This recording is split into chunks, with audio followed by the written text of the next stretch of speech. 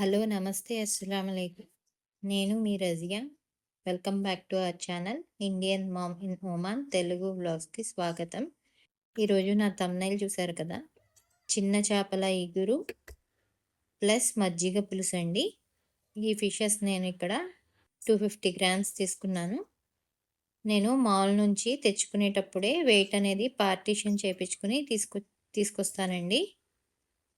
Chicken కానీ, mutton కానీ, fishes కానీ, రొయ్యలు కానీ ఏవైనా వెయిట్ పార్టీషన్ చేపించుకుని వస్తాను. దీనికి కావాల్సిన ఇంగ్రీడియంట్స్: ఆయిల్ ఒక 2 టేబుల్ స్పూన్స్ అండి, వాటర్ 1 గ్లాస్, ఆనియన్ 2 తీసుకున్నాను, సన్నగా తరుక్కున్నానండి ఆనియన్, పచ్చిమిర్చి 6 తీసుకున్నాను, అల్లం వెల్లుల్లి పేస్ట్ 1 టేబుల్ స్పూన్, ఉల్లికాడ ఉల్లిబందు అంటారు కదండి, అది కొంచెం తీసుకున్నాను, కొత్తిమీర. ముందుగా ఒక మట్టి బాండలి తీసుకున్నా. ఈ మట్టి బాండలి నేను ఇండియా నుంచి వచ్చేటప్పుడు తెచ్చుకున్నానండి. ఇందులో మొత్తం మసాలా అవసరం లేదు, ఓన్లీ అల్లం వెల్లుల్లి వేసుకుంటే సరిపోతుంది. ఇందులో ఇప్పుడు నేను చెప్పిన ఇంగ్రీడియంట్స్ అన్నీ ఒక్కొక్కటిగా యాడ్ చేసుకుంటున్నాను. అన్నీ పచ్చిగానే యాడ్ చేసుకోవాలండి. ఆయిల్ కూడా వేసేసి యాడ్ చేసుకోవాలి. చేత్తో బాగా మిక్స్ అయ్యేటట్లు కలపాలి.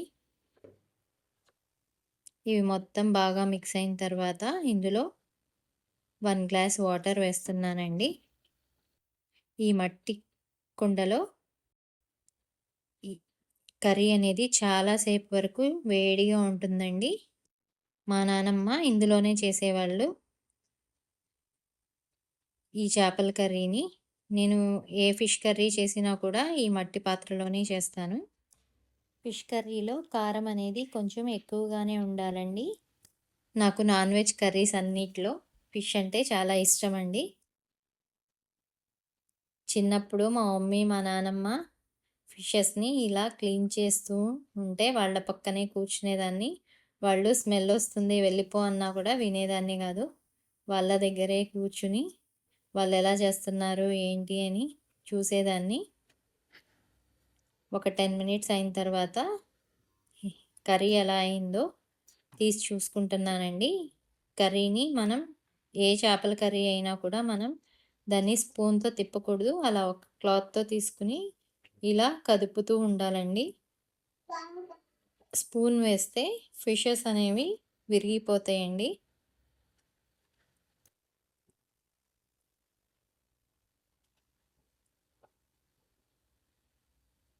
అసలు ముక్క విరగదండి. ఇంకా కొంచెం వాటర్ ఉంది, దాన్ని ఇంకించుకోవాలని చెప్పి నేను కొంచెం సేపు పెట్టాను.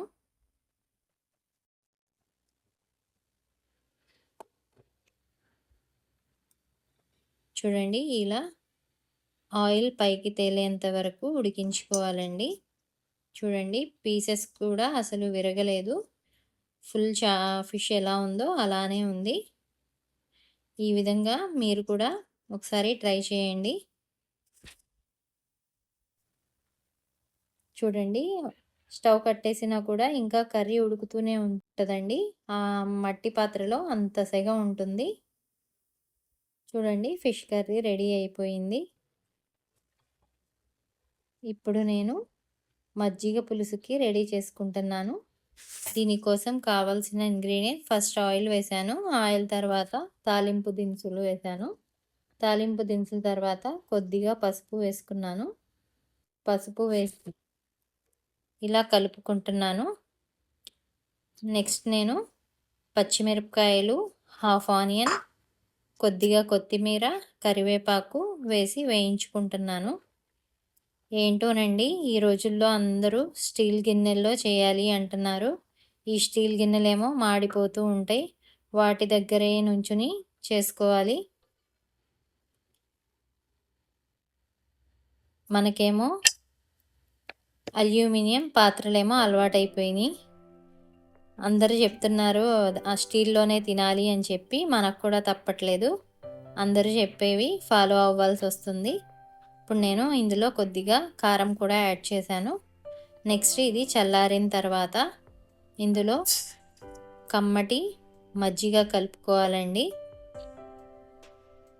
ఈ పెరుగు అనేది ముక్కలు ముక్కలుగా ఉంటే టేస్ట్గా ఉండదండి. ఆ పెరుగుని చిలకరించుకుని మజ్జిగ చేసుకోవాలి. చూడండి, నేను ఇక్కడ సాల్ట్ కూడా యాడ్ చేశాను. అంతే అండి, చాలా ఈజీ వే అండి ఇది.